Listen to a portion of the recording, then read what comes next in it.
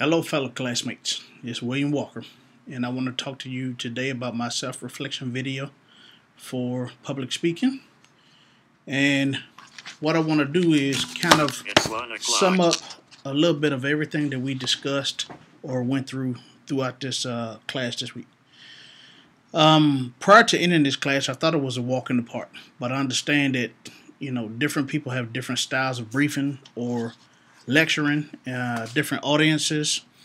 In my experience, I have briefed before this class of audiences of different sizes and topics. Throughout my time in the military, I have briefed audiences, as mentioned before, of different sizes and different topics. Some audiences you get are the solemn audiences, or some you get are quite interactive. One of the things that you want to do is try to keep your audience in tune with the content that you giving them.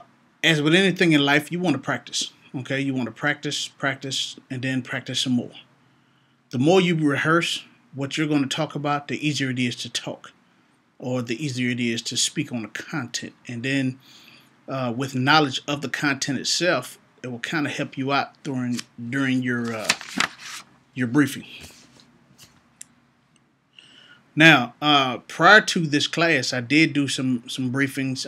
With 20 plus years in the military, you do all kinds of briefings. Some dealing with military subjects, some dealing with other than military subjects. All right, but one thing you want to always understand is that you practice what you preach, and then you enforce the appropriate guidelines, and then you will have no problems with your briefings. And then if you know your briefings inside out, there's no problem with it. All right, you can brief just about anything as long as you rehearse it.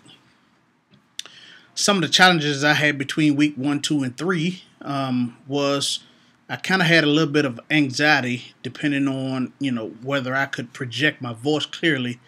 I don't want to hold my hospital stay as a crutch, but dealing with some of the side effects of some of this medicine, then it's inevitable. All right, so my biggest thing was ensuring that I could project my voice clearly and give you the content of my briefing that I was intended to give you.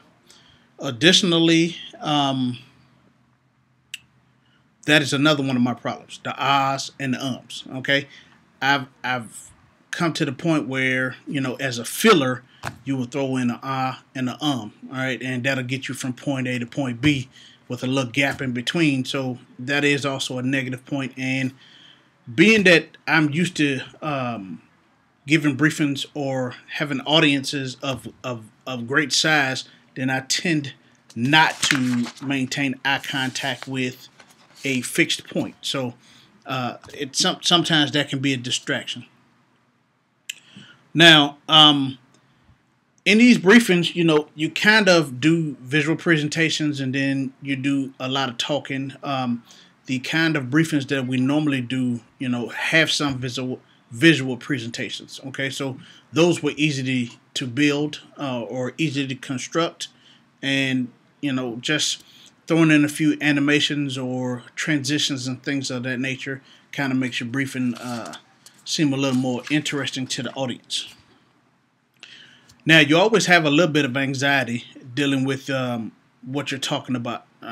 The more you rehearse it, as I said before, the more you're comfortable with it, and then the more you brief the same material, obviously, of course, you become very comfortable. Okay? Now, at different times, dealing with different briefings, your audience will either participate with you or they'll be silent. All right, a silent audience can make you somewhat nervous, so I like to interact with my audience quite often. Now, classmates' feedback. I like to be honest with my fellow classmates. You give them constructive criticism. You don't attack them personally. You just tell them what you think from your foxhole or from your arena, and it kind of gives them, some pointers or some things that they may have not heard before. Once again, if you practice your speeches, I think they'll go fine. You got to rehearse, and you got to rehearse quite often. 3 to 4 hours is what I usually use when I rehearse, and the speeches come out just fine. My my delivery or technological errors, dealing with these, the slides did not work when I tried to put audio over voice, so I did not include them in my slide presentation. So that was one of the things that I did miss. Instead of attempting to do it, I just altogether canceled it. Okay. Now, my industry professional presentation was the one I enjoyed the most. Gives me a chance to learn something about somebody. But I will tell you, when you're talking about a legend in the industry, 4 to 5 minutes is not enough time. Now, what I did learn about TED this month, that there are quite a few people that have different styles of briefing, and it's projected within this TED website. What I also learned from the 3 instructors is be yourself. Okay, talk about what you're going to talk about, and then the rest will come naturally.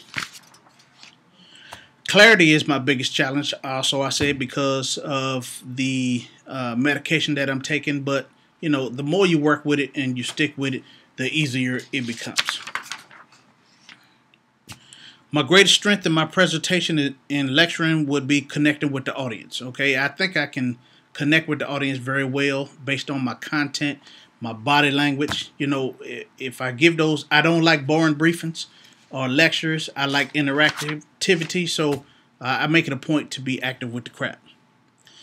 I would give myself a 3 because of certain shortcomings I do have, but that leaves me room to grow as a presenter.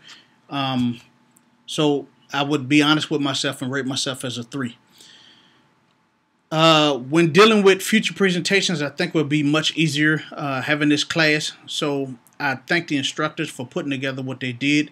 I thank the feedback from my fellow students, and I wish you all good luck in the future. And once again, attack your fears head on. Thank you.